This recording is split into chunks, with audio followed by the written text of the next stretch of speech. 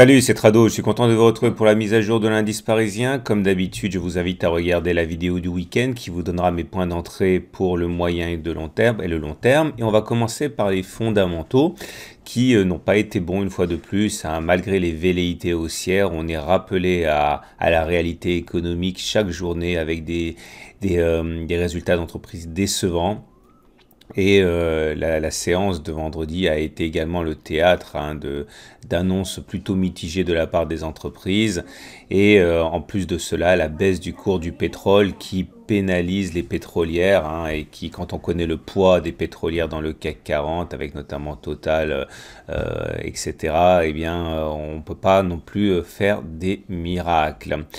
Regardez l'analyse purement chartiste du CAC 40, comme on peut le voir pour commencer, hein, les 38,2% de Fibonacci ont bien résisté 3 séances de suite, et ce qui explique en fait qu'on soit davantage attiré par un contact avec les 23,6% de Fibonacci que par un contact avec les 50% de Fibonacci. Tant qu'on ne passe pas un palier, on ne peut pas viser le suivant, et c'est un petit peu ce qui se passe ici, hein, aidé il est vrai par les désillusions fondamentales.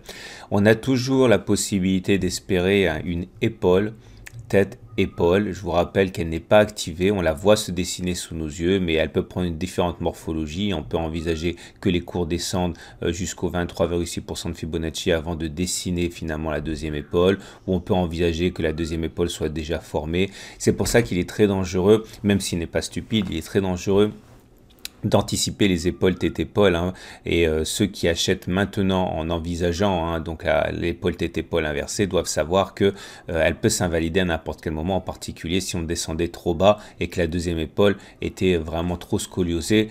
On pourrait tout à fait envisager d'ailleurs de faire un double bottom, mais pas une épaule tête-épaule. Donc voilà, si vous voulez anticiper la formation d'une épaule tête-épaule inversée haussière, sachez que c'est une configuration qui est plus lucrative, mais risquée tant que la ligne de coup n'est pas activée, hein. D'ailleurs, la bougie du jour est intéressante. Vous vous souvenez, jeudi, j'avais alerté sur la présence d'une bougie délétère puisqu'elle était rouge et elle se formait sur une résistance. La bougie de vendredi est intéressante parce qu'elle est haussière, cette bougie-là, avec une mèche longue basse, une mèche basse très très longue qui montre les intérêts acheteurs et une clôture dans le tiers haussier.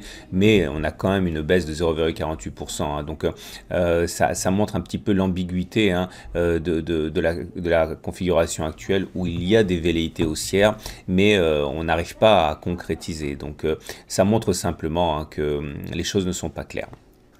Et nous avons toujours en ligne de mire le support sur le rebond sur la zone de support ici des 4860 qui nous amène à considérer la possibilité d'un pullback, hein, sur la zone orange des 5245 dans l'ordre de ce qui se passe d'habitude, à savoir une cassure de support qui appelle ensuite un pullback. Je vous rappelle que mon objectif, hein, de swing trading depuis maintenant plus d'une semaine, hein, c'est d'aller chercher les 5190 dans un premier temps. Pour l'instant, ce n'est pas ce qui se passe, mais c'est mon scénario de swing trading. On regarde à présent les indicateurs techniques. Alors, je viens de réaliser que j'ai oublié de mentionner l'histoire du gap. Vous voyez, il n'y a pas de cotation entre les plus bas de la bougie de jeudi et les plus hauts de la bougie de vendredi. Ça s'appelle un gap. Alors, il y a 4 formes de gap aux effets complètement différents. Il est très important de savoir les distinguer, hein. Tout ça, ça fait partie de ma formation intégrale, comme les Fibonacci, entre autres, hein.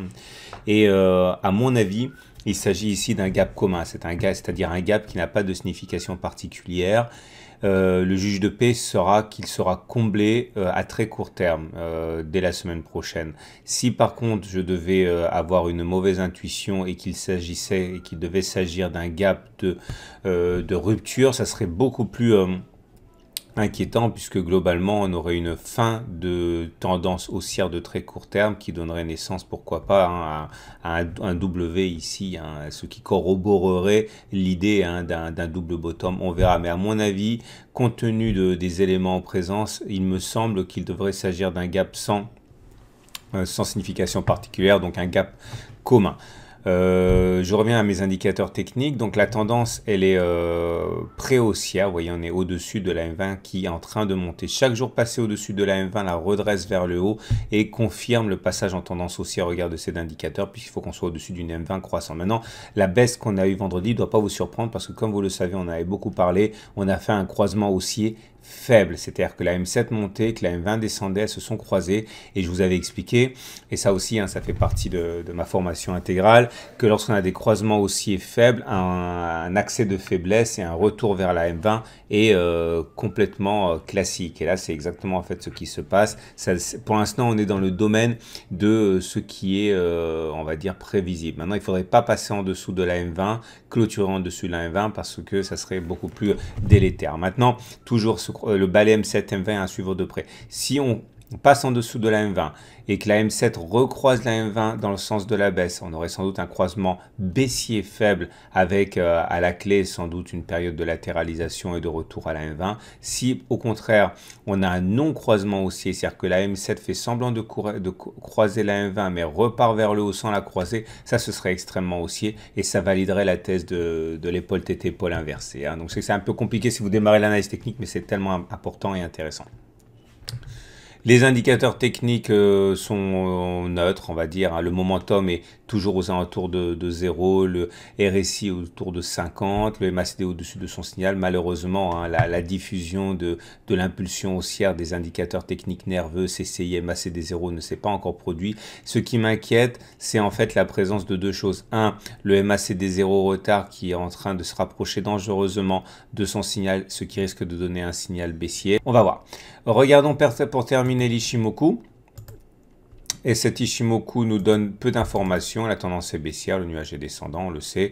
Et le gros challenge, ça va être de passer la Kijun, dont l'inclinaison très baissière va donner du fil à retordre haussier. Donc voilà, j'ai mon scénario de swing trading qui a un retour sur les 5190, mais chaque jour qui passe m'amène à constater des vents contraires. Donc on va voir ce qui va se passer. Quant au très court terme, je vous rappelle que mes matrices de trading sont dans l'article du jour. Voilà. Un tradosaurien sympa m'a chargé de vous donner un message qui est que si vous n'arrivez pas à voir la matrice de trading qui est publiée après le texte, pensez à faire CTRL F5 puisqu'apparemment quand on fait CTRL F5, ça force le navigateur à recharger complètement la page et donc d'aller chercher les matrices de trading que j'ai mises après le texte et parce que certains rencontrent des problèmes à voir la matrice de trading qui est mise en ligne après le texte.